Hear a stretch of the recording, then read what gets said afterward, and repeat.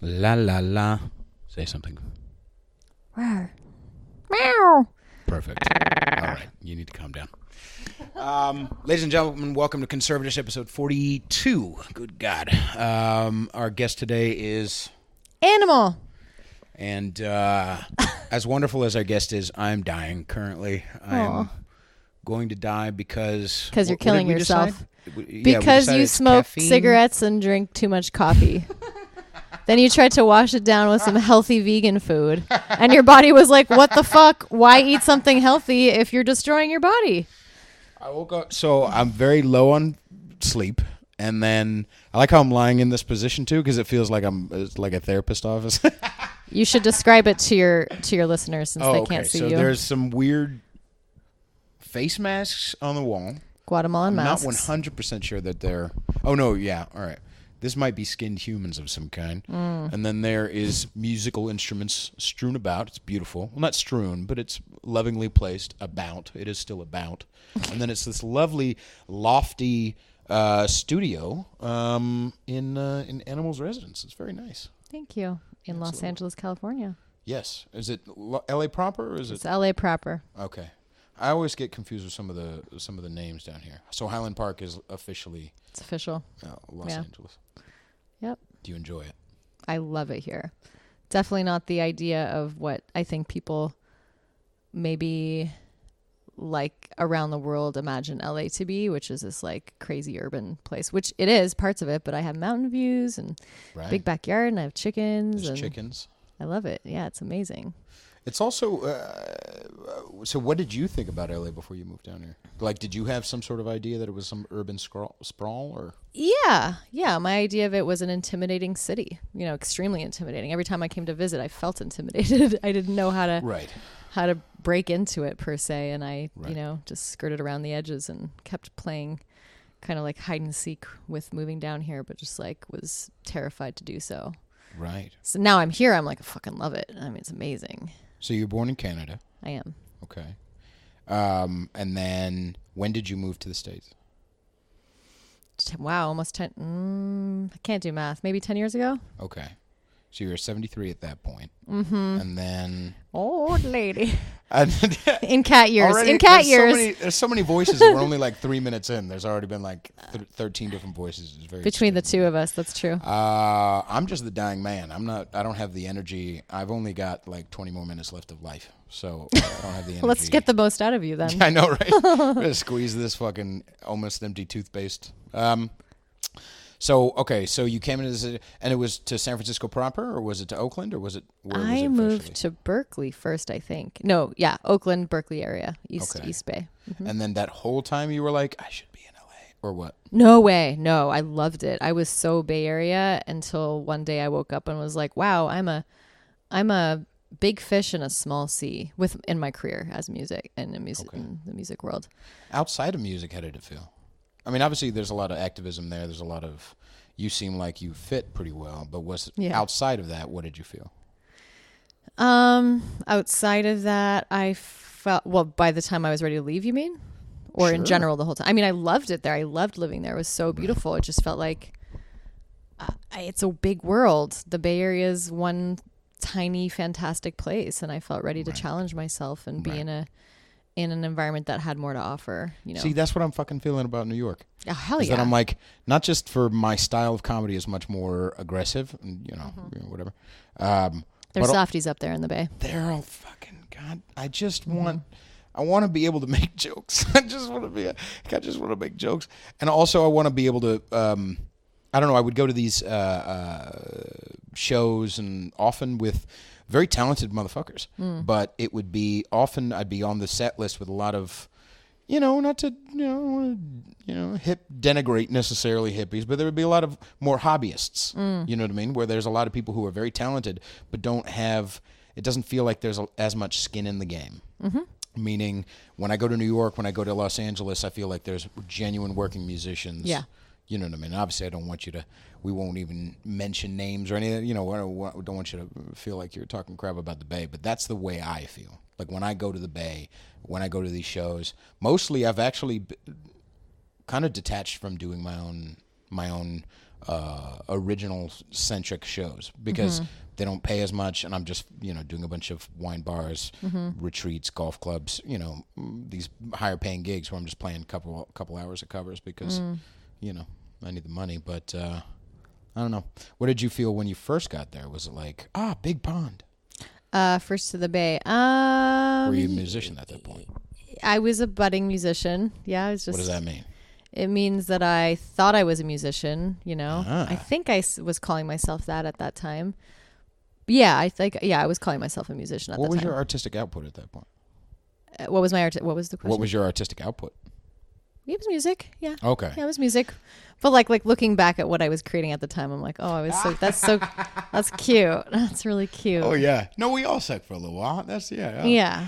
We just don't know. But I mean, I think that's normal for every, comedy, music, art. It takes a while to get, It's true. I like to give myself credit because 10 years ago, I thought I was making music. I'm like, I was just really getting started. And when I really started taking it seriously as a career, man, I think, in a more serious way is maybe 6 years. And that's short for this, for this industry. And so I like to give myself, because I'm so hard on myself once in a while, but like, yo girl, you've actually done a fair amount and had some level of success considering how absolutely hard it is and how short a time that is, I guess. And I started later in life, I wasn't like one of those musicians that started at 10 years old. What I figured when I first started, I think it was like 2011, 2012, and a mentor of mine at the time I was complaining about joining these metal bands and never leaving the studio, the rehearsal studio, and just feeling like kind of stuck. He was like either shit or get off the pot. He was like, can you stop creating things? I was like, no. So he said, okay, then you're gonna either have to start creating things or go get a career as an electrician or something. You know what I mean? Like pick. Yeah. And so I started doing it. But I told myself at the beginning, I'm going to give myself 10 years before I get to complain. Nice. You know what, dude? I still do. I absolutely break that rule. But until I actually get to start feeling jaded. Yeah. It's a good rule. I wish I had that forethought. I wish someone had told me that, because I've given myself a lot of pressure. Right. About, and it's just really, it's tough. So. When I look at the musicians I look up to, my favorite would be Frank Zappa or, genuine writers who have worked, prolific artists, are people who have put out duds, are people who have had shitty shows, are people who have spent a lot of time and energy and had amazing success and, failure as well. You know what I mean? So I think in a general, is that all right? You're right. Yeah. I think in general, it helps me to think, you know what, why don't I just think about it from a long game? Like we were talking about with the no wasted time thing. You know what I mean? It's hard to fucking do. It's really hard to do. Yeah, I mean, you have to fail in order to succeed. That's just the law of the universe. Right. If you're unwilling to fail, then you will not succeed, period. It's just, that's unavoidable. So when you first moved to the Bay, you feel like you were a musician. Had you done any music in Canada? A little bit. Okay. Yeah, it's cute. What's your definition of cute when you look back on it? I mean, I'm an Aries, so I'm very when I take something on, I do it ferociously. Sure. And so when I discovered that I enjoyed music, which was probably a year or two before I left Canada, I recorded an album or an EP, I guess. But that I just discovered music for myself. Right. And I made an EP. So, you know what I mean? I'm figuring it out. Did you play ukulele at the time? I probably did. Did you really? I'm trying to think of it. No, it's not on that. It was Because I swear to God, all you females just pick up a ukulele and just go into a coffee place. It's just... Well, it's so easy. But no, it was an electronic album. Okay, all right. So even back then, you were all rah-rah about electronic. I guess so. I think it just happened naturally. Okay. I ran into a friend from elementary school at this coffee shop in Toronto where I was living, and he handed me these beats he'd made, and I don't know. I just went home and started singing along to it, and started writing some really terrible lyrics, and then I was like, I guess I'm a musician. Let me record an EP and think that I'm going to be a big star. Right. And now I mean, you'll never hear it. Did you scrub the internet of it? Oh, it's so scrubbed. It's so scrubbed. All right. Yeah, there might be, there's probably, actually know for a fact that there are some people still with those CDs because they talk about how much they, and I'm like, email it to conservatishpodcast@gmail.com. Let's get publicly shamed. No, so yeah, no, when I started first, there's still some old shit on my SoundCloud, like way back in the day that I recorded like on my phone. I should really delete that shit. I don't know what I'm doing. But often my experience has been so far is that I started recording stuff and started in earnest writing, and then was distracted by other things and started to become the performer that I am. Like I feel like sometimes I can't do both at the same time. Where like if I'm focusing on like building, okay, let me just run myself fucking ragged being a performer and practice doing that, and it takes me away more from the writing aspect. I don't know, but that's just me. I feel like I took a few, like I would still pick up the guitar by myself, practice, write chords and write a melody, and then it would just stay on my phone forever. Nothing happened to it. But for you, obviously you have instruments. Mm-hmm. Did you ever have acoustic things that you would pick up and write that way rather than? Yeah, and I still do. I'll compose with more piano these days. But yeah, guitar, yeah. Right. I'm not a good guitar player or a good pianist, but you really don't have to be to write music. I use them as compositional tools, and then I'll flesh them out later with better. Right. Yeah. So you do the electronic thingy. What was your main? I hate having I don't want to be like that regular interviewer. I hate being like that regular anything. Let's not talk about normal things. What is your inspirations? But I feel like I will bring up fucking Bjork because she's the shit, and she was the shit in my life from when I was maybe 10 or 11. I started listening to Bjork and Beck and Zappa, Mr. Bungle, like those type of people. Really weird but also accessible at the same time. And that's actually what I do like about your music. It does have weird, and it also has accessible at the same time. You ever heard of what's a good example of like weird without any accessibility at all? Coco Rosie. I don't even know who that is. Okay, Devendra Banhart. I don't know. Or Dillinger Escape Plan. You ever heard them? No. Okay. Mr. Bungle is. You ever heard Mr. Bungle? Okay. Yeah. There are some pieces of Mr. Bungle that are just like, stop, Mike, relax. Yeah, but no. I get it. You're mad at Warner Brothers. Just calm the fuck down. Right, but don't, because like that, if that's your genuine expression, then I hear you. But sometimes I feel like some people are like, it's their genuine expression, but it's one note. Like I'm going to play this weird. I'm going to be as weird as possible, and that's my one emotional note that I'll ever play. And I like having weird. I like having a varied notes. You know what I mean? I don't know. A wide palette. A wide fucking palette. I want to make shit that scares people, shit that makes people laugh, people that dirty stuff, all that stuff. You know what I mean? Yeah. So, what was the first couple of songs you wrote? What was the main theme? Was it some sort of a love relationship stuff? What was first songs? Are we still talking about that way back when stuff? Hell yeah. The embarrassing stuff? I do what I want. I'm the best podcaster in the world.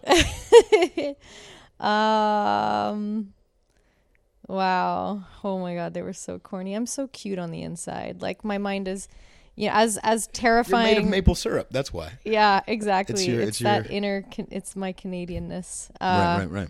No, I have a very sweet.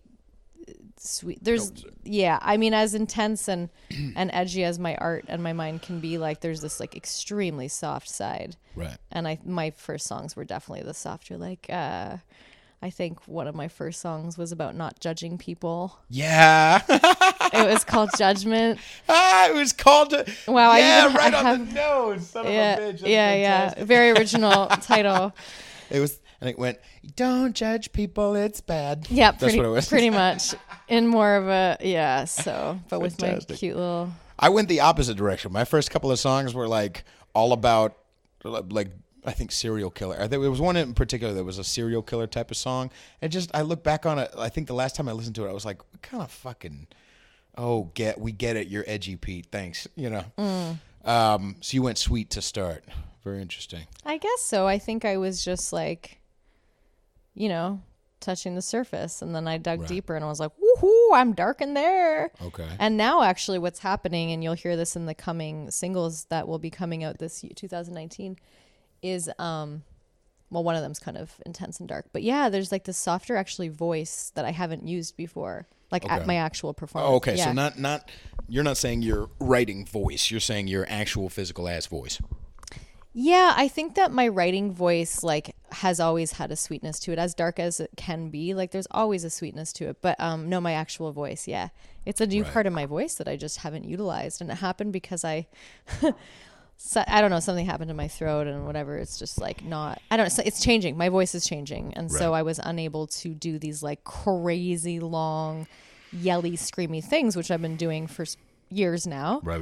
Hopefully that's correcting itself, but in the meantime I just was like, all right, I get to go soft now. I remember hearing the story about Feist, Leslie Feist, and she she was like more of a like yeller as well, really, and then something happened to her throat. I remember hearing this story. I hope that I'm not wrong about it. That'd be embarrassing.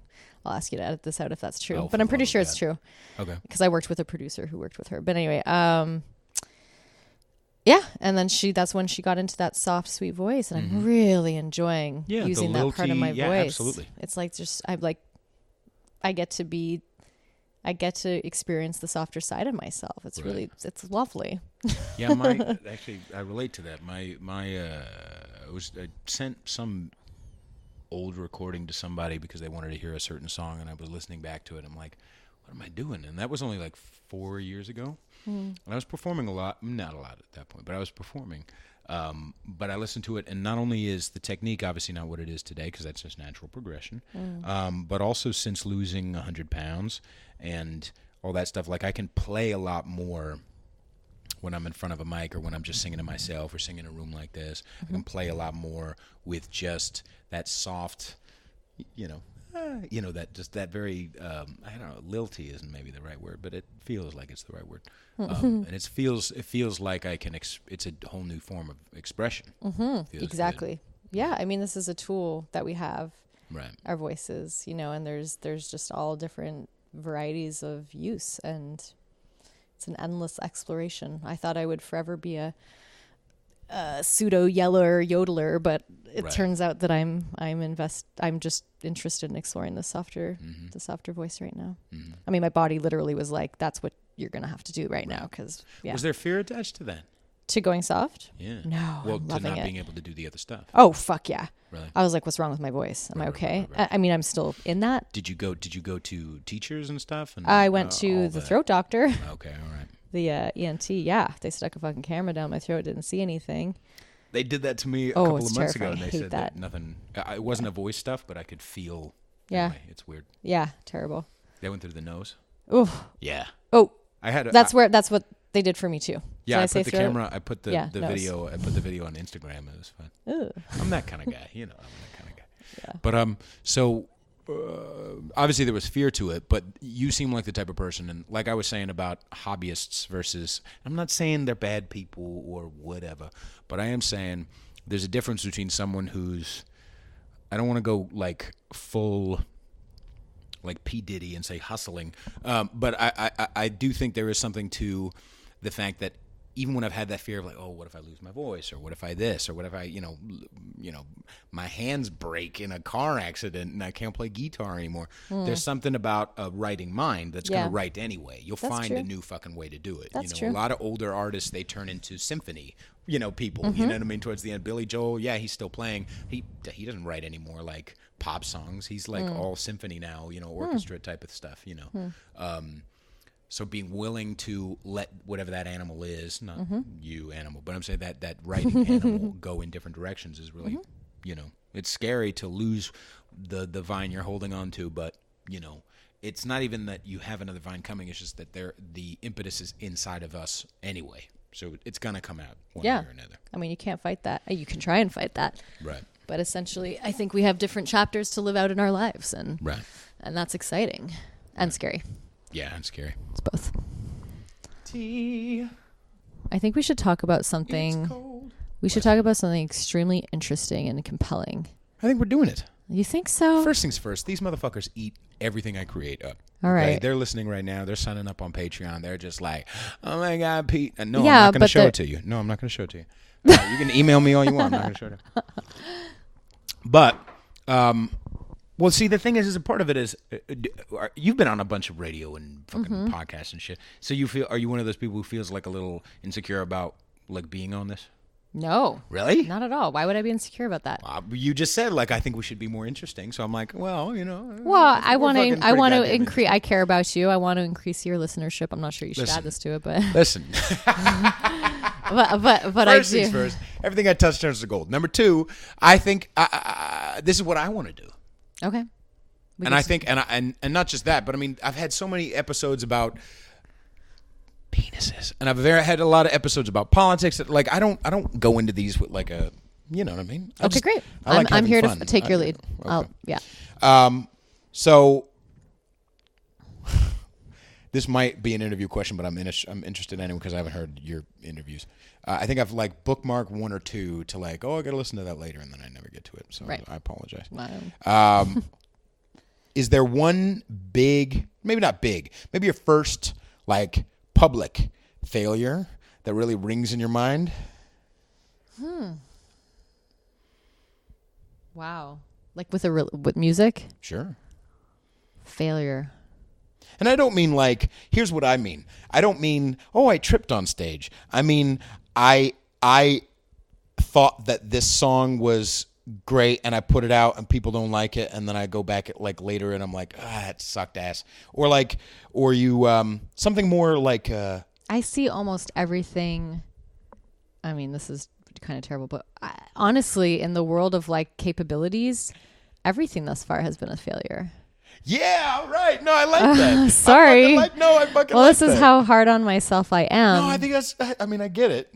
You know, because I know how capable I am, and you said, we were on a phone call a couple months ago, and you're like, a lot of musicians out there would die for what you've created for yourself. Yeah. And that was a really good reminder, like, like pat yourself on the back, like you've done a good job. Like I've had 20, sync placements or whatever it is. And like, I've had some successes, toured and stuff like that, but have I reached my potential? No.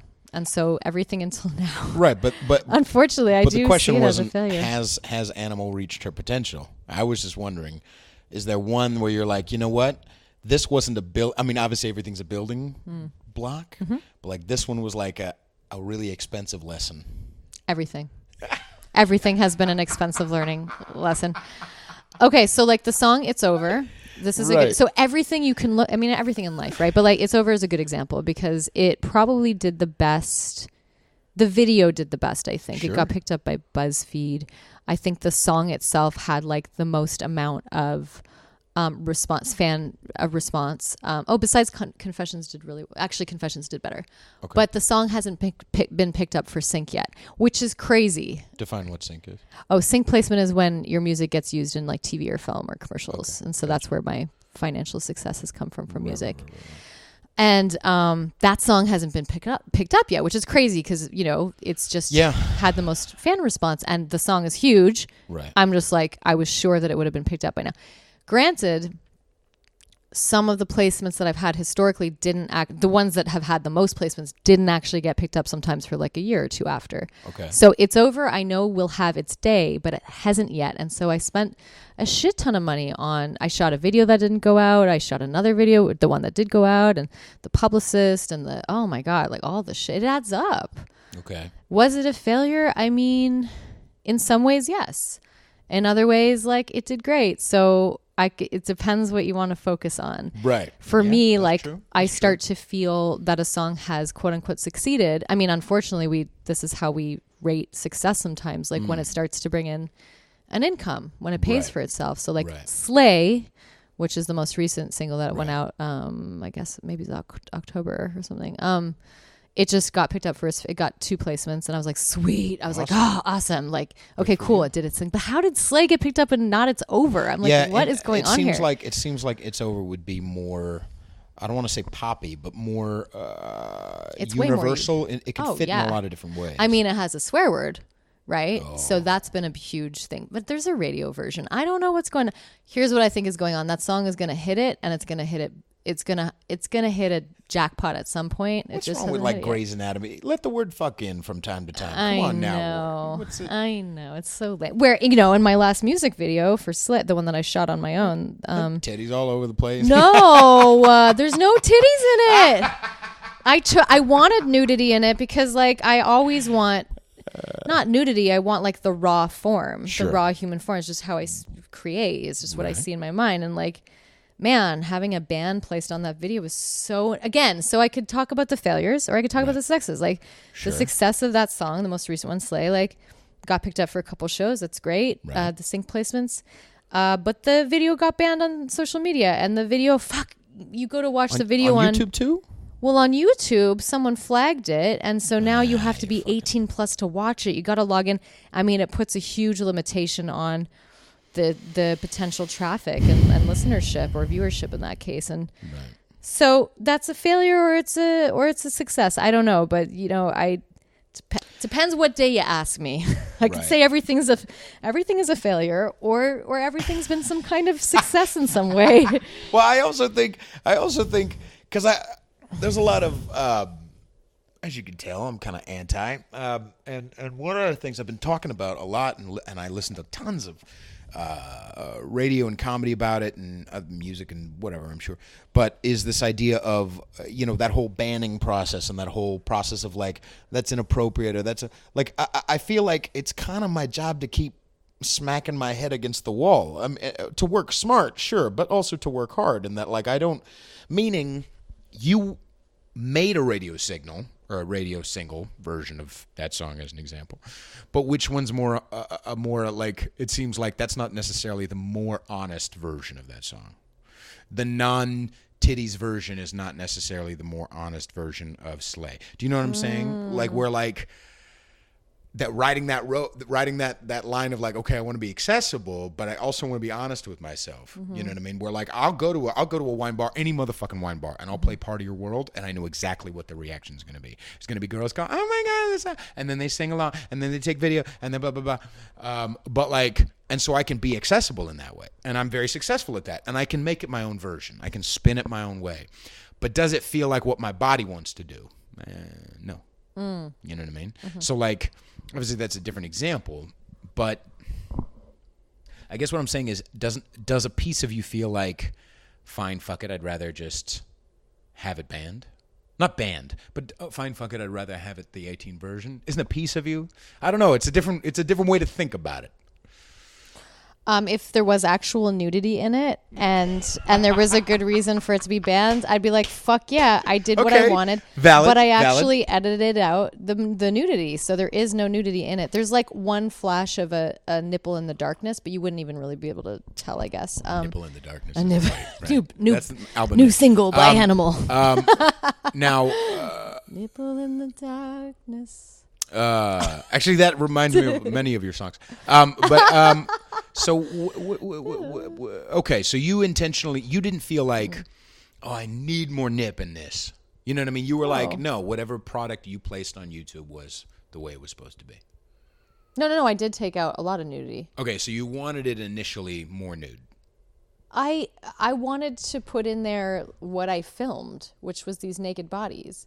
So I had to really like limit my usage in order to not have it banned, because I knew that it could be. So now that it's 18 plus on YouTube, I need to dispute that. That's on my list of things to do today. Okay. Yeah. All right. I need to dispute that. Because I was going to say, I want to hear that back and forth exchange. Because there's been plenty of times where like, I'm like, no, Instagram, this is not a political, it's just the name of the show, or like things like that. Mm-hmm. And I get this weird kind of vague response from someone who doesn't. It's not a someone, it's just a machine. Exactly. Yeah. It's just a thing. So yeah, you could dispute it, but usually they just take it down. That's the problem. They just take it down. And then without even asking, right? Or demonetize it or all that shit. Yeah. So that's frustrating. But on the flip side, 30, 40 years ago, we would have had to get a record deal and probably be fucked by that company. So, there's different drawbacks to having more technology and more autonomy, right? Yep. pros and cons. I mean, I would rather have the more autonomy and have not these, these other companies find ways to try to fuck you, but, It's tricky. Those, I was actually having this discussion with someone from Capitol Records last night, and just talking about the pros and cons of being with a major record label versus like being independent. And the downsides of being independent are, of course, like you have a lot more work to do and a lot more mistakes that you're responsible for having made, right? And it's hard to make a living out of it. Okay, so the cons of being with a major record deal, well, yeah, sure, they might have a shit ton of money for you, but then they might not actually do what it takes to recoup that money, or they might not put the right team together, or they might not care for you because they have bigger artists on the roster that matter more. I mean, there's just, and then they take a huge cut. I mean, there's pros and cons no matter which way you go about anything in life, but especially this, particular career path. It's just kind of, that's brutal. And I haven't seen it so much with... I hate to be bleak about it, but no, it is. And another thing is I've seen this happen with, I think, one or two... or more like rappers, because I've done hooks for rappers, and I've seen this happen where you'll get signed, but then they don't do anything for like years, and they're just banking on whatever money that Capitol or someone farms their songs out to these different areas and gets them their money, but they don't have that drive like you and I do to create new shit. You know what I mean? Whereas like, it would be really difficult, or it might be. No, I guess for me it probably wouldn't. But there are some artists who create something, hit big quickly. I've told this story before. I went to Queensryche a couple of years ago. I don't know why. But I went to Queensryche show, and they were doing the Operation Mindcrime tour. There's an album of theirs called Operation Mindcrime. Shit music, but except there's this one song that's phenomenal. And Operation Mindcrime tour 2015 or whatever. And we go, and it's kind of like, an ironic, okay, I'm going to make fun of this, but I'm going to have fun because I like that song, and blah, blah, and, it's just old metalheads. And then I look throughout the crowd, and Operation Mindcrime Tour 2013, Operation Mindcrime Tour 2012, like all these different shirts in the audience. These guys hit on that one album and have been hitting that same drum, that one emotional note over and over and over and over.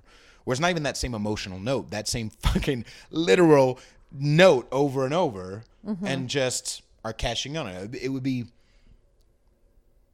you know what I'm saying? Where I do. I mean, hey, can't blame them if you find the thing that works for you. But you can blame them. Fuck that shit. I mean, you know what I mean? If you found something for me, I want the money. Absolutely. I want to support myself fully. But I want the autonomy. The reason why I want the money is because I want the autonomy and I want the spread.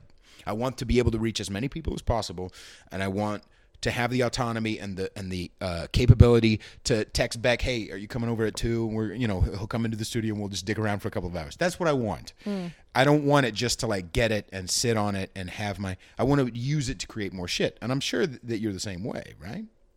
Yeah. But I also want a shit ton of money immediately, ASAP. Did I used to be like this? No, like honestly. Yeah, but I mean, you live in motherfucker. Look at how nice this is. Yeah. I mean, I'm not saying, all I'm saying is this is not, I mean, fucking, you got tropical tea and you go to fucking vegan restaurants and like, I mean, I'm not trying to be a fucking, I feel much better, by the way. Oh, good. I don't know if it's the tropical tea or. It's just peppermint. It's not tropical. Okay. Well, whatever it is. Tropical mint. The lukewarm peppermint tea. We did let it kind of sit for a while. Well. Sorry. Forgot where I was going. We were talking about money. I want to make it. I didn't care before. Make the money, I mean. Right. I really didn't think about it. I still hardly do. I should, though. And I feel... Absolutely. I feel now that, like... I feel now how much it matters to really... Oh, no. Because I'm getting tired. I'm like, I want to buy property. I want to freaking like do all this other stuff. I remember being the guy years ago who was like, man, I'm going to get paid for it. Well, I don't know if I was ever that guy, but I remember being versions of that guy. We're like, it's still there. She's inspecting her tattoo. But I remember being versions of that guy who didn't ask for what I was worth. I remember being that guy. And over the last few years, my price is getting higher and higher and higher because fuck you, pay me. You know what I mean? I get that. I'm not saying that let's not do that. I guess, I don't know. So I'm certainly not coming from the standpoint of, hey, man, it's about the art. Because there's plenty of people who are, who will be forever playing cover bands because they love the art and, are plumbers. You know what I mean? Like, I don't want that life. You know what I mean? So I get it.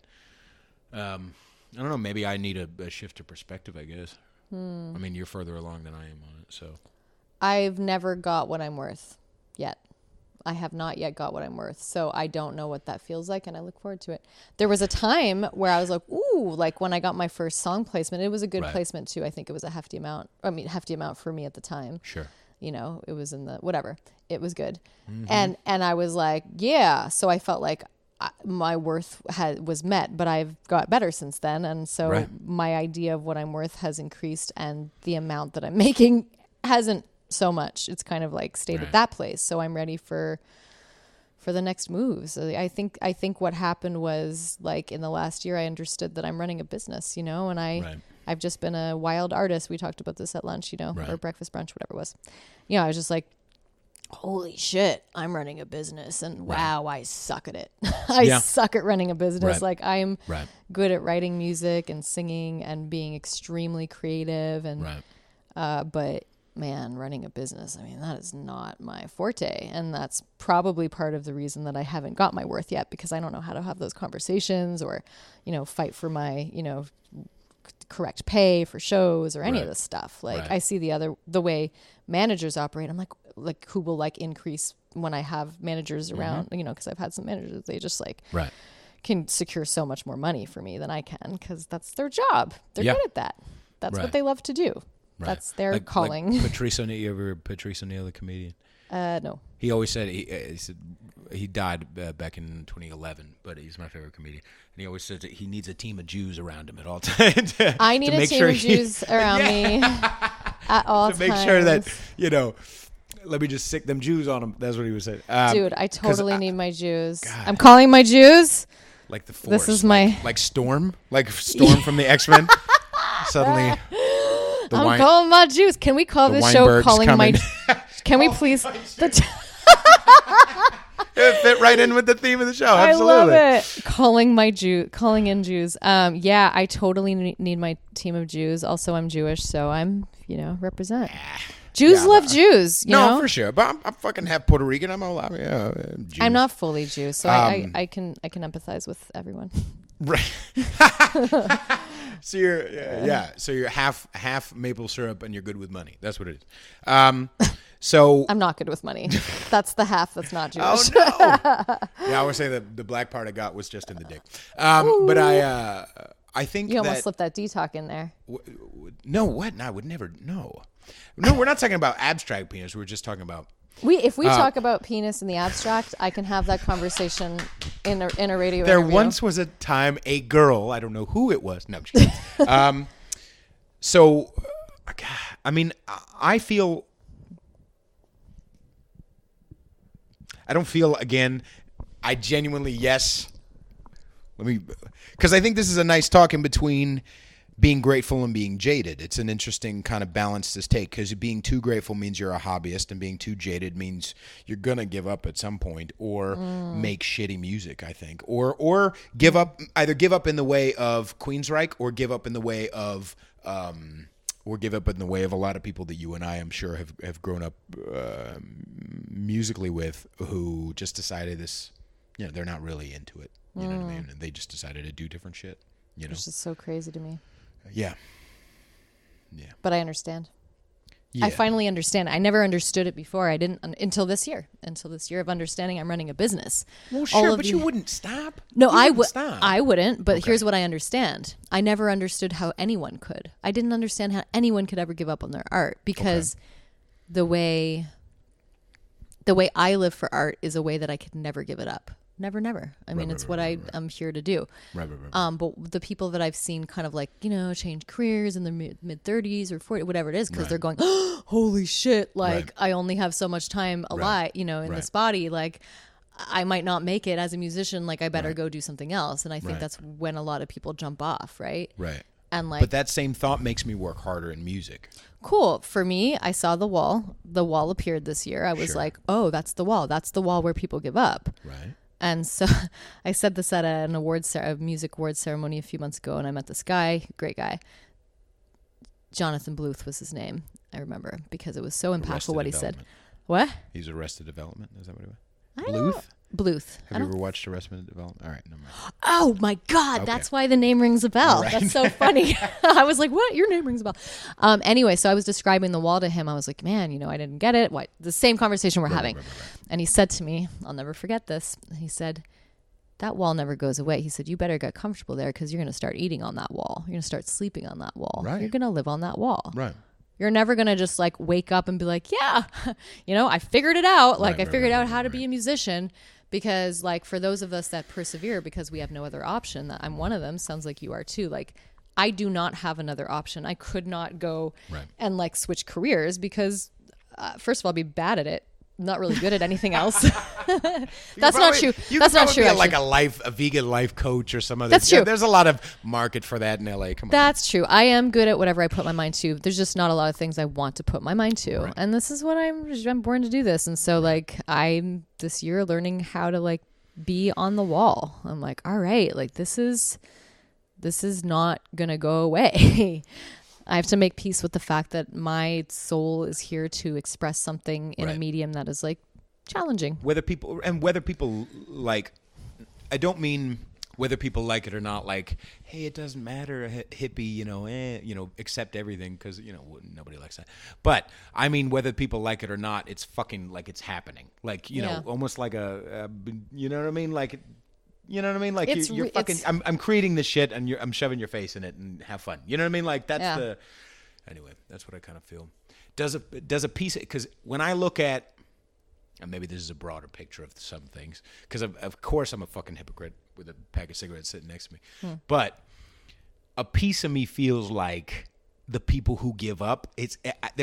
I know it's wrong. I know that they're doing whatever's right for them. Yeah. But doesn't a piece of me feel like, all right, get the fuck out of my way? Like, all right, bitch. You know what I mean? Doesn't a piece of you feel like, all right, well, you didn't have the strength in it. You didn't have your balls in it from the beginning. Doesn't a piece of you feel like, I know that might be like judgmental or whatever, but I just feel like, I don't know. Like when I see there are some musicians or rappers I've known in the days who I'm like, yeah, but you're so fucking good. Like, why would you do that? Why would you just bitch out like that? Why would you just not, fucking just keep going? Yeah, I don't know. It's frustrating to me. I mean, I feel that way about the artists who like killed themselves. I'm like, well, shit. Right. Yeah, that sucks. That's giving up on everything in a really big way. I'm like, damn, but you had so much skill and there were so many fans. And if only you just like, got off the drugs and got the support you needed. I can relate to what you're saying in that way. Right. People who give up and they're still alive, to each their own. You're obviously not strong enough. Like if you decide to leave, you are not strong enough to handle this career path. Right. Good riddance. Go do something that you feel comfortable with. And that makes me feel good, actually, in a way. This is a very LA way to sit. My balls are all fucking squished. Is that? It's a Sanford fucking. It's a Berkeley way to. Can't imagine. Speaking of judgmentalness, but I just. What was I going to say? I do genuinely think like maybe a piece of that is me talking to myself because I know we all have our own versions of little relief from here to there and cigarettes and whatever. But like, like I don't want to ever let myself, I couldn't stop even if I fucking wanted to. And I'm not saying that because I'm just the best musician that ever G was, whatever. But I know that I have, this is going to get really corny, so you'll fit right in. But I just feel like I have too much to give to stop. Do you understand what I'm saying? Yeah. Where like this podcast is an extension of that. It may not, it may not, I mean, I've only been doing it since fucking August or whatever. But like, this is an extension of that. This is another way for me to create and touch people and connect to motherfuckers and relate and share experience. And people are fucking really digging it and eating it up. And then my music and then this is like, I can't stop doing that. This is the way I connect to people. This is the way I tell stories. This is the way I do this shit. And I feel like there are some people who like maybe just never had it and maybe they just got lucky one day or something and just created a single that people really like. I don't know what the fuck it is. It's a combination of things. It's a combination of hard work, maybe in some cases, the stars aligning, magic, who you're connected to, you know, having a very good network of people around you. It's a combination of all those things. Touche. Right. Or who you've had sex with. I don't know. I mean, all these things matter. It's true. The power it of very much is. The power of that. Yes. So yeah, a combination of those things is difficult because you can like work very hard and be connected to fantastic people, but if the stars don't align, I mean, the tragedy of a fantastic artist who goes to their grave unrecognized and then even later gets, you know, the recognition. Oh, I mean, my heart breaks for that person because they just never, you know, so many artists historically are not discovered until, or don't get that recognition until they're passed. And I mean, that's a beautiful thing. Their spirit lives on through their art, and that is a major contribution. But did their soul feel fulfilled in its lifetime? Like, perhaps it did. Perhaps it did. Their soul feel, you know, nourished, knowing that it was like doing what it was here to do. Right. And maybe in a certain aspects, nourishment might have been what killed that drive. It's possible. Right.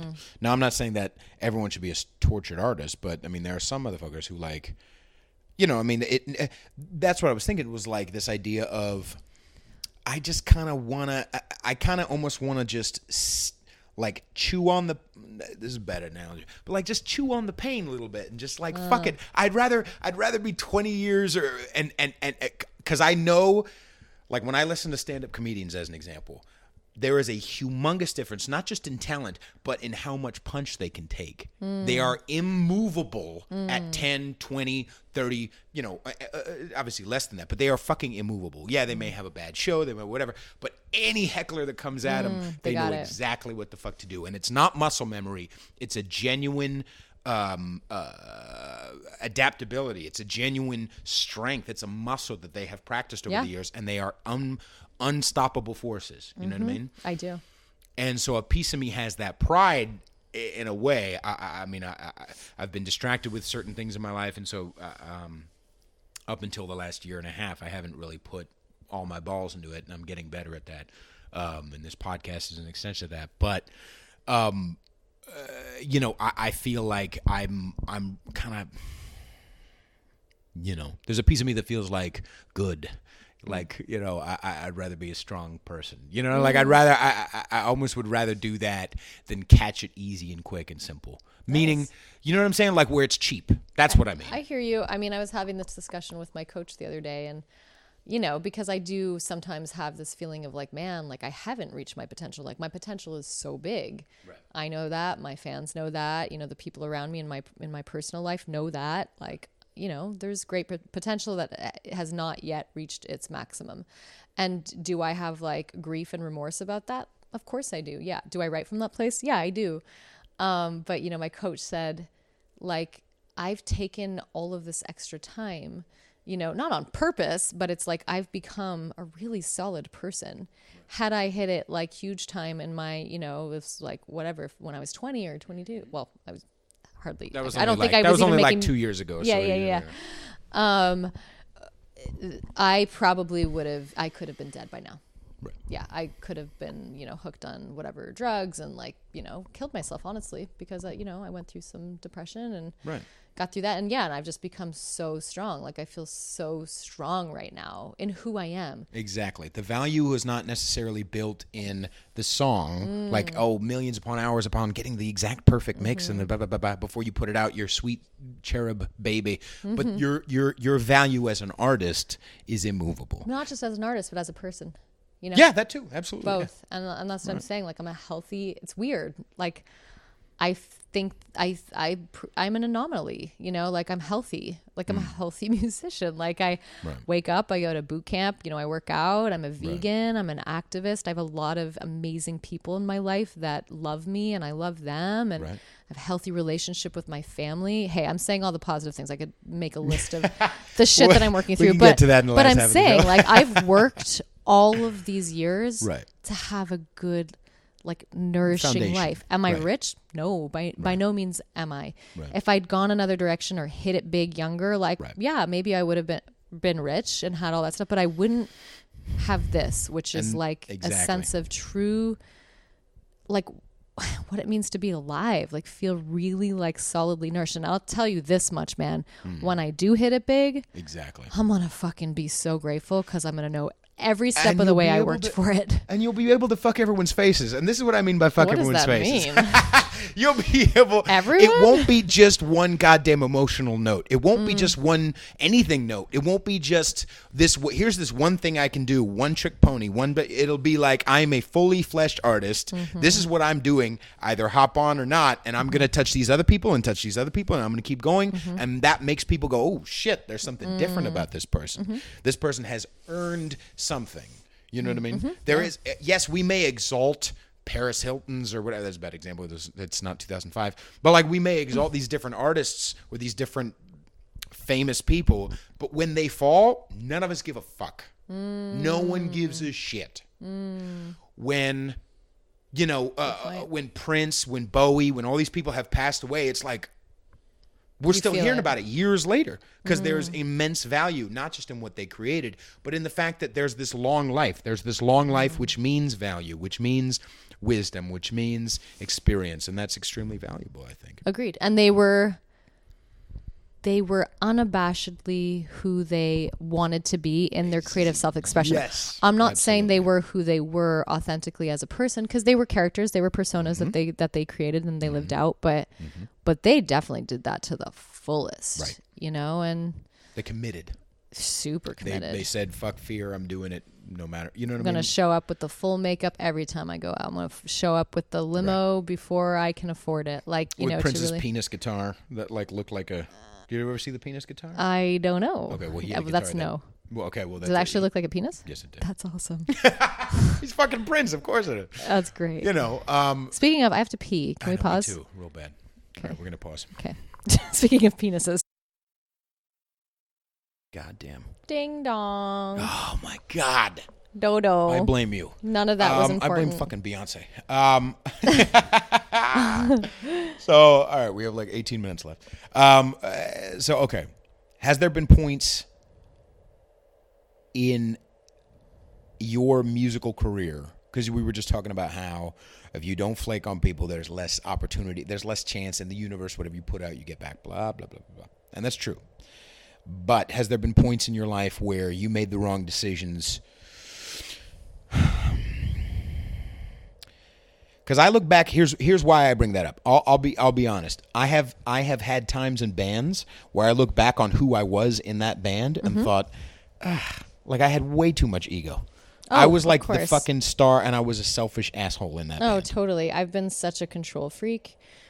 And looking in everything with to do with art. So like in the studio, with videos, with photo shoots. I mean, just even when you hired a different director and a different this and a different that, you still okay. I would try to show up and be easygoing, and if I did that, then I didn't like the outcome, and I wouldn't release the thing. So being in control, I felt like I had to be in control of everything, and now.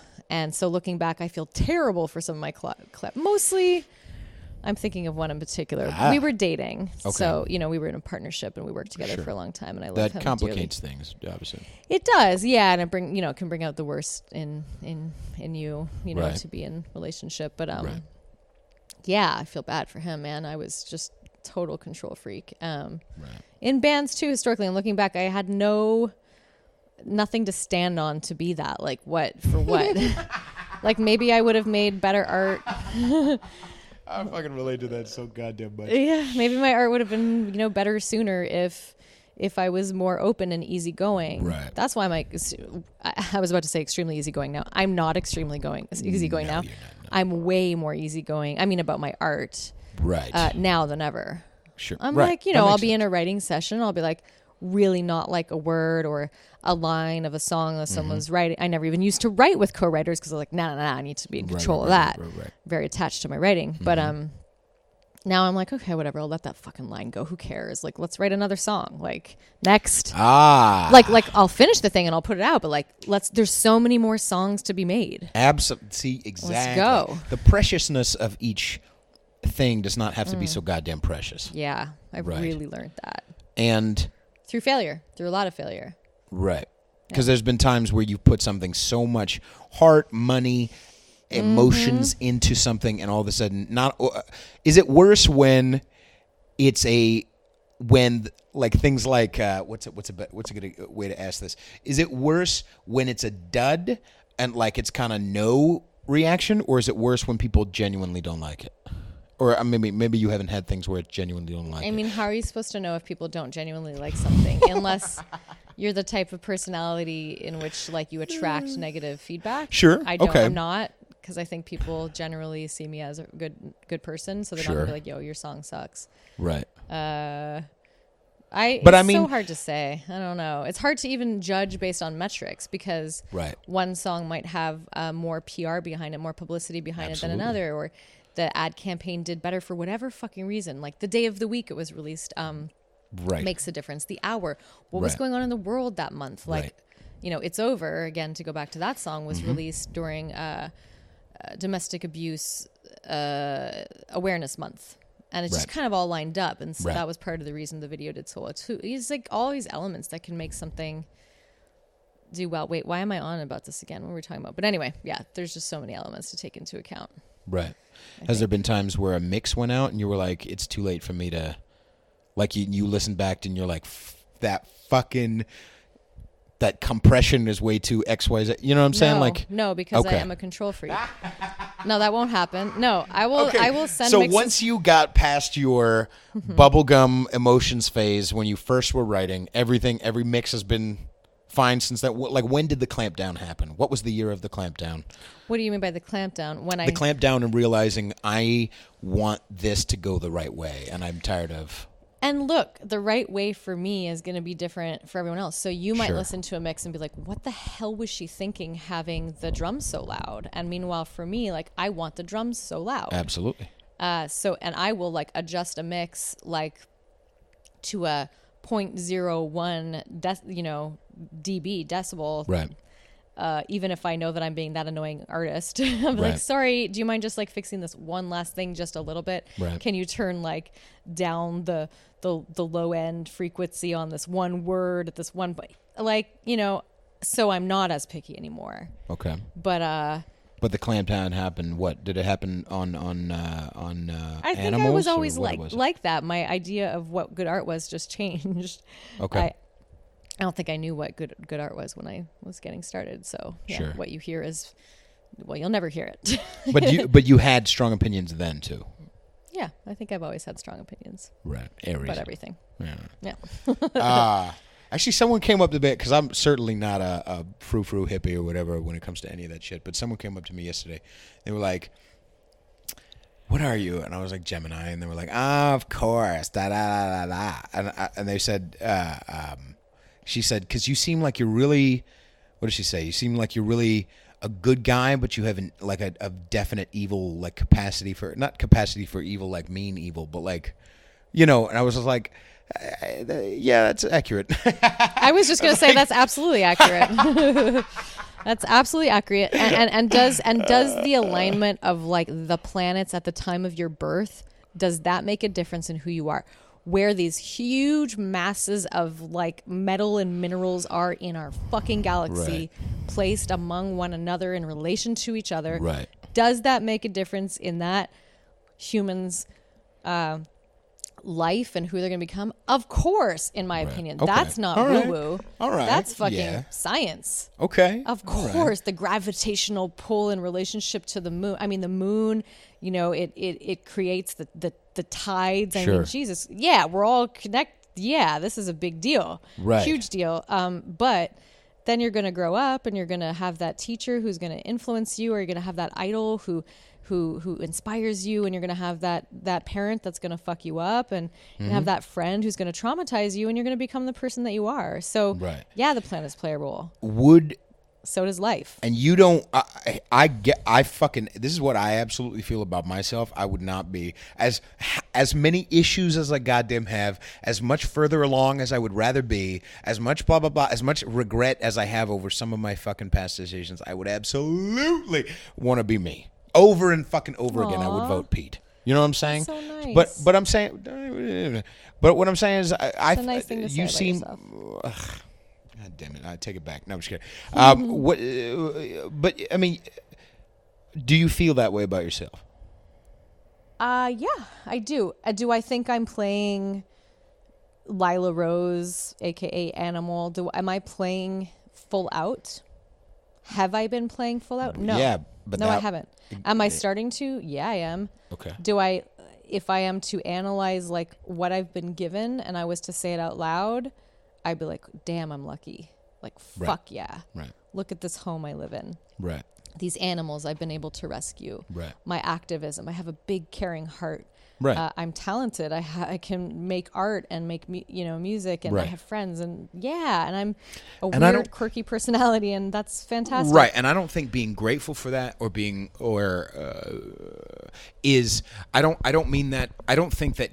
I do believe, yes, good is the death of best. Right. Okay, that makes sense. Right. The only thing that keeps the average so low is people doing the average. I get that. Right. But it also means, yeah, we can push like motherfuckers, but we do have to.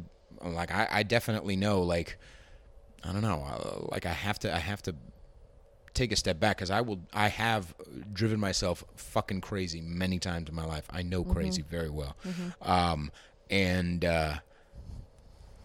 It doesn't seem to help the art. It doesn't help me. It doesn't help my relationships. It doesn't help my friendships. It doesn't help to like beat myself up or drive to the point of a lack of perspective of how far I've come. Yeah, that shit's not good. No. Not helpful. No. Does playing full out, is that the thing to do? Fuck yeah. Right. I mean, I think that anyone who has heard my music or seen my videos or my visuals, would they think that I've been playing full out? Probably they would. Have I been? No. I've been playing, I don't know, 10%. Right. So the world this year and moving forward gets to see like me play full out, and that's like every month. Like I'm working on a video right now. Like I said, I shot the last one and I'm working on a new one. I'm like, oh man, the self-doubt kicks in. Like, am I going to shoot this one again? Then I start asking the opinions of, high-end, industry professionals, people that really have a valuable. Everyone's opinion is valuable, but like they have an income to show for it based on industry standards. So asking them for feedback, I'm like, man, like it dilutes our authentic expression the more that we doubt ourselves, and that's when our fullest potential becomes minimized. Right. Our fullest potential, I think, is like, whoa, I have this wild, crazy idea. Like the video I'm working on is wild and crazy and weird, and I'm like, oh, well, how do I shoot it? Should I shoot on my phone or should I shoot at HD? And what's appropriate for the industry in these days? Like, what are other people gonna like? Like, fuck that. Right. We have no way of predicting what other people are gonna like. No way at all. Are they gonna even understand it?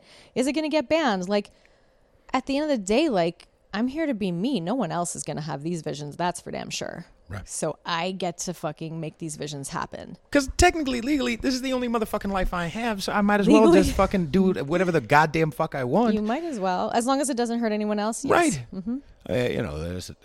Including all life. Including all life. Oh, all right. Well, let's get to that before we finish up. Okay. Let's close on that. Now, why is Beyonce and Sia the names of your chickens? I mean, I guess it's pretty self-explanatory, but why don't you go ahead and explain it? I mean, this doesn't get very deep. They're rescue chickens, and I thought I'd name them after some very talented, musicians, and also it kind of gives them a way for people to relate to them. Like, this chicken is named Beyonce. Everyone knows who Beyonce is. She's a living, breathing, feeling person, and so is Beyonce the chicken. She's also a living, feeling, breathing, eating, loving. Right. She has hard days. She has good days. You can tell. She's got her own little world going on, for sure. Okay. Moody days. She's annoying sometimes. She's so loving sometimes. Like, having that human connection with her name, it's like, it's more relatable. Okay. Yeah. I actually didn't think about it too much. I was just like, these are some great musicians. That'd be funny to call a chicken Beyonce. That's great. Absolutely. Now... what direction? Well, I was going to say, a piece of me feels like Okay. I personally, I think her voice is phenomenal. Sia, I think, like, writes like a motherfucker. Oh my God, her voice is so good. And her voice is amazing too. God damn. But I don't know if Beyonce writes as much for me to put her up in the echelon. I know she's got an amazing team around her and she chooses well, but for me, like, and her voice is fucking unbelievable. But, you know, I don't know. There's a like, as far as composition alone, do you feel like Beyonce has it? I don't think it's Beyonce doing it, so Okay. I can't speak to that. Okay. I think that she's a queen. I think that she's a boss. Sure. The way that I had from what little I know of what really goes on in her life, because it's hard to know for someone who's such a big, you know, superstar persona. Like, I don't really know, but it seems to me that she operates on a fairly humane level. You know, like she doesn't come across as an asshole in a way of like just destroying everything around her. She seems like she operates in a pretty. And she hasn't gone as far as to be like a Madonna, where she's like desperately, in my opinion. This is Pete Feliciano talking, not ANIIML, although we sound very similar. But you know, where there's this desperation to like, I'm desperate to either be liked or be valid or be relevant or whatever it is. Where, Beyonce does seem to be a little bit more legit. I mean, they're both legit in different ways. Madonna is a boss as well. She's a businesswoman. She always has been since day one. Right. I don't like Madonna's voice. I never really have. But, I mean, God, what can you say? I mean, she's Madonna. No, and without her, I get it. Without her, we wouldn't have all these other... Yeah. I mean, I thought we were going to talk about chickens. I thought we were going to... You just want me to have a fucking platform for your fucking propaganda. I see. Propaganda. All right, listen. Fine. No. I just wanted to rant a little bit about Beyonce. Okay. We can rant about Beyonce. I love Beyonce. No. So when did you become vegan? I've been vegan for 18 years. Okay. When you ate meat or cheese before then, did it affect you emotionally early? Wow, I don't even remember. I have a vague. I feel like that would be a normal interview question. That should be like that should just pop right out of the can right now. I don't just know if anyone's asked me that. Here's my answer to that. Okay. Yeah. It's been so long. I became vegetarian at age like 6. So. Oh, okay. All right. Yeah. Like I can't. I have some vague memory of meat things, but was it taste? Was it animals? Was it? Oh, it was animals. Yeah. Okay. Oh, for sure. I mean, I think we're all born like empathetic. We are born empathetic, and then it's just like learning from those around us, you know, or lack thereof, that makes us immune to knowing that we're making choices that hurt other creatures. Like, that sucks. Okay. But most children are born like caring for you know, for sentience. You know. Yeah. You see it all over the place. You see it on YouTube. These kids that are like, I don't want to eat this thing, and their parents are like, why not? They're like, it's my friend. You know, and those lucky children that don't have someone like shove information down. I was one of those children. My parents were like, oh, wow, she's showing signs of like, I was so young. I was like, wait, like this pig, like my friend, and this food. Like, my brother told me what a hot dog was made out of. That's how it happened. My mom remembers the day. Okay. He was like, this is made out of the like nasty leftover parts. Yeah. And I was like, but that pig was alive, and that pig had a family. Right. And that pig feels. Right. Ew. Right. I was just like, ew. And not that my parents were happy about it, but I was a fierce little child, and you know, and they supported it essentially. So were you feeling things? When did you start to feel guilt or empathy, whatever you want to call it, about cheese and animal byproducts? Oh, well, look, I don't think that we feel guilt or anything until we understand what we're doing. And so how can you know? You've heard my meat song. You understand. I think it's great. I love that. That was great.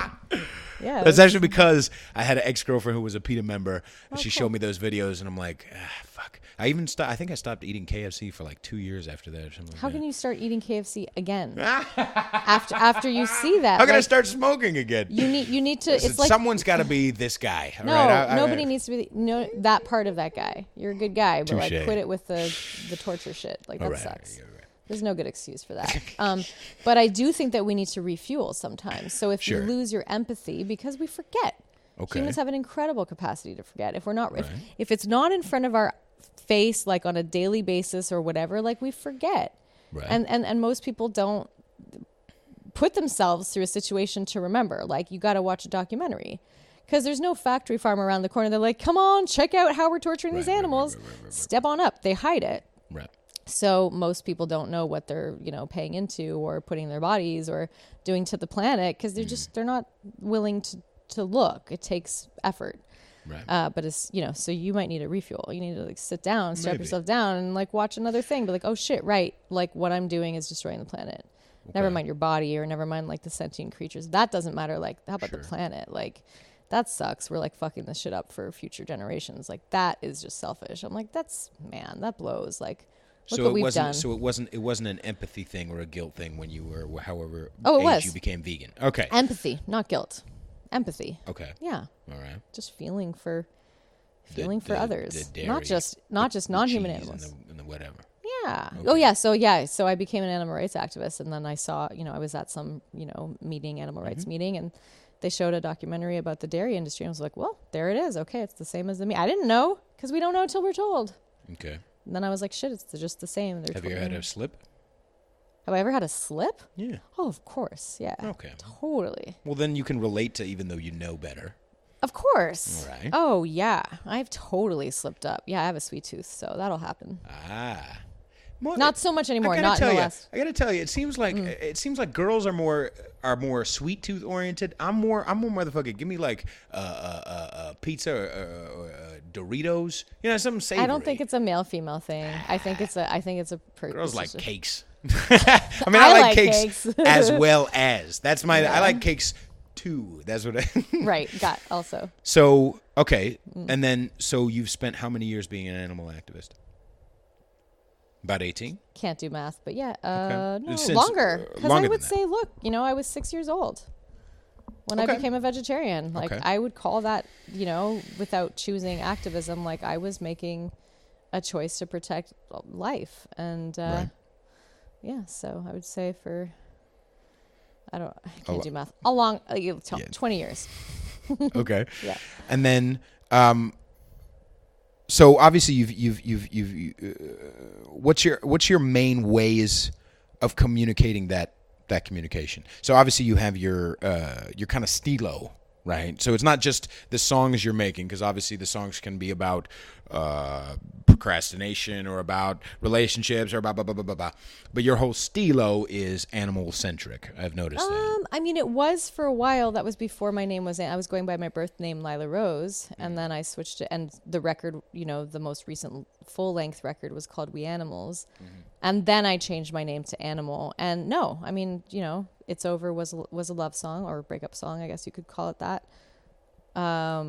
Slay was it's not all about animal rights, but I mean, stilo meaning like that album, sure, but also your live stuff, your presence on social media. It often does come up. Great, right? I'm glad. So is there if you want to, I'm not condoning. No, I'm just kidding. If you want to, what are the places that people can look up if you want to mention a website or something that is animal activist centric, if people wanted to look up more information about stuff? You should have prepared me for this. Gosh, there's so many. Oh my gosh, I'll have to insert link. All right. Yeah. You can too many. I can at the end of the episode I can record it in. Yeah. Okay, but where can people find your stuff? www.ANIIML.com. Okay. And then, is there more? I mean, I guess we're wrapping up. We're wrapping up. Okay. Is there more you want to communicate out there to the world? Something corny, so something much more. I have a lifetime to communicate so many maple things. Syrupy. Huh? Something. Something. By the way, when you yawn, it's very much like a rabbit. I have to say, it's very rabbit centric. I have a rabbit so I'm yawn. surprised that you haven't. But is there anything else you'd like to say, or maybe go promotion? Go. Do you have shows coming up? Do you have? I have a bunch of singles coming up, coming out in the next following months. We're going on tour in Europe in the fall. Ah, very nice. That's cool. That'll be our first time. We do have a fan base out there that we've never got to meet, so that's super exciting. Cool. Yeah, I mean that's it. Videos, singles coming out. Keep an eye on the Spotify and the Instagram. I have a lot of listens in German for some reason. So what? I have said I have a lot of listens in Germany for some reason. You do, yeah. Only cool. one in Portugal. But a lot of listeners in Germany for some reason. Who's that one Portuguese person? I don't know, dude. He must like That's cool. foul people. Okay, so people can find you on Spotify, obviously SoundCloud. Spotify is a great place, yeah. Spotify, iTunes, okay. all the things. Yep. ANIIML. That's it. Lovely. If you want to support my stuff, go to patreon.com/conservatish. Obviously, you can find me all over the place. I've got on Saturday the 19th, I'll be at Testarossa Winery in Los Gatos in 3 to 5:30, and then on February 14th, Valentine's Day, I'll be at 7 Mile House in Brisbane after 7 p.m. Also, I'll be in New York, so I've got shows coming up between the 15th and 19th out there, and I'll keep you posted when that's happening. You're just humming into. I was humming. Sorry, right into the mic. I'm your background music. I'll be your background music for your self-plugging. No, go ahead. I got you. No. So I'll be playing those things, and then you can find me at Instagram at Peter_Feliciano, FELICIANO. Leave us a review and rate us. And share this with your friends. See, this one wasn't very bad. There was barely any penis in it. I did say fuck a lot. That's because I told you not to talk about penis. See, I wasn't even. We talked about that at brunch. We got that out of the way at brunch. But I didn't necessarily. I never always go, oh man, I gotta fit a dick in here somewhere. I'm just saying. You just said never always, and I like that. Penis. Never always. You know what I'm saying? I'm the best podcaster there is. Ladies and gentlemen, thank you very much for listening. Thank you very much, Lila Rose /Animal, for coming on the show. Just Animal. And whatever. You're a human being as well. And I will see you guys later. Bye. Thanks for having me. Meow.